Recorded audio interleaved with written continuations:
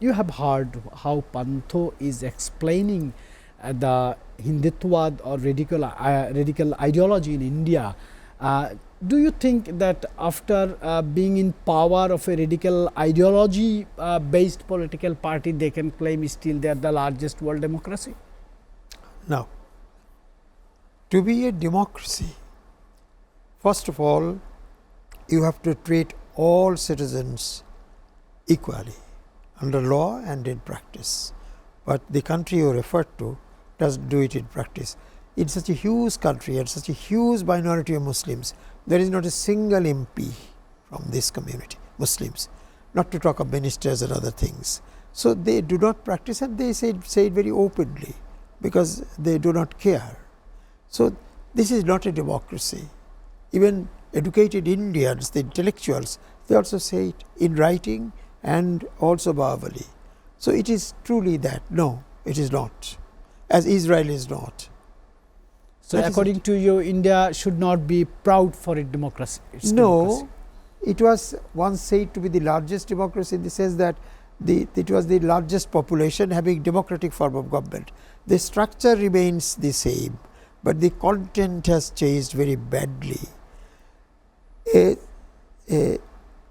president or prime minister of a secular country practicing democracy cannot be identified with any particular religion. He may practice his religion privately, but he cannot sit with his garbs and everything to lay the foundation of a stone of a temple in a highly disputed, internationally known spot like Ayodhya. So, this is they do not care. This is not a democracy. It is a majoritarian rule, and he is a very intelligent guy, I should say. He knew that the common people in countries like ours are easily maddened by the name of religion. So, he took religion and started Muslim bashing. So, votes automatically go in his favor. People support him. That is the strategy. I do not know for how long they will be there. I think the people with good sense in India, they will come up someday. That was a supplement question from I made from Shamsul Pantho's that powerful phase he was radical ideology. But I want to go back to the deal took place between Israel and Hamas. Sir, will this deal drive momentum toward a broader peace process, or it is merely a technical or tactical exchange? Asking me? Yes, sir.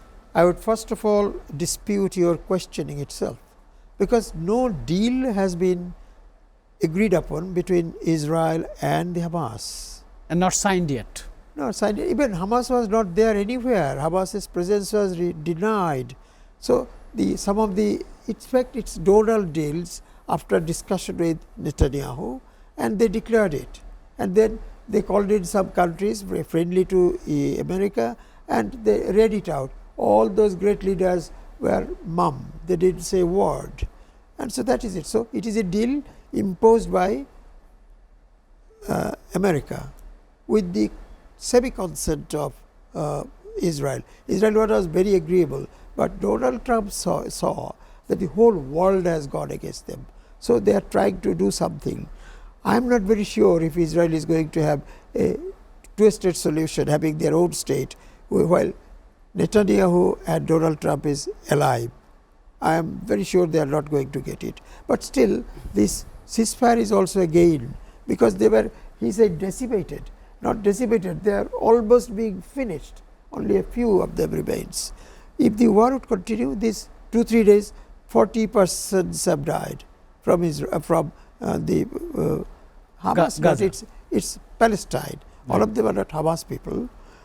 So, but then Donald Trump thought his own problem, and he again imposed his will. It is not that suddenly Netanyahu has become very sane and good. No, Donald Trump does it for his own prestige and position that he has earned, and is distant hope of getting a Nobel Peace Prize next year, which may be possible if he can really bring in peace in the Middle East. But I have serious doubts about his intentions. I want to draw your attention. What is your comment on that?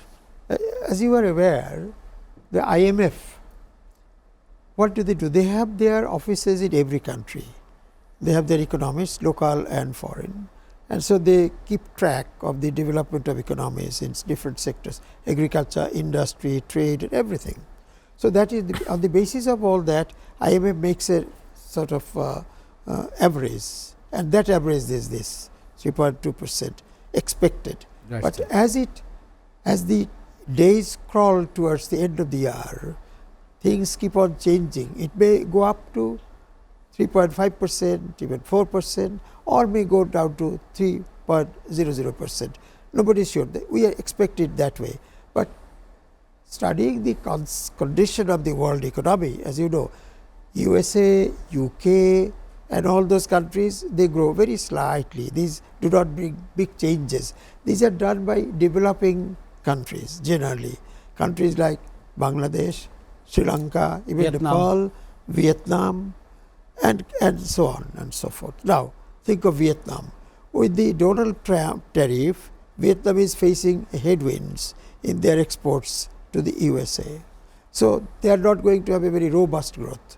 Bangladesh, though, did some legally wrong things, but to satisfy America, only reduced rates, imports of duty for only American goods. That is absolutely beyond, against the rules of the WTO. But they did it, and America was happy. Nowadays, you see, SWIFT's happy with Bangladesh. This is illegal, but they have done it. But still, Bangladesh's another problem is IMF also. IMF, the last tranche of the loan, because this loan comes and we start building bricks, roads, bridges, schools, hospitals, etc., etc. So they say they will be waiting. They are deferring this release of the last tranche and waiting till the election.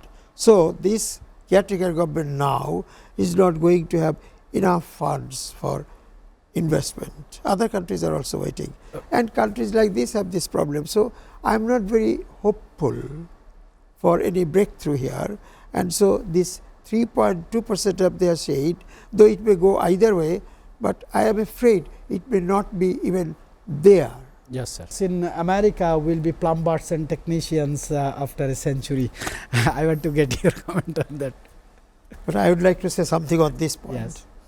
We all know, because it has come very prominently in the world media, that China has enhanced its export duty on rare earths.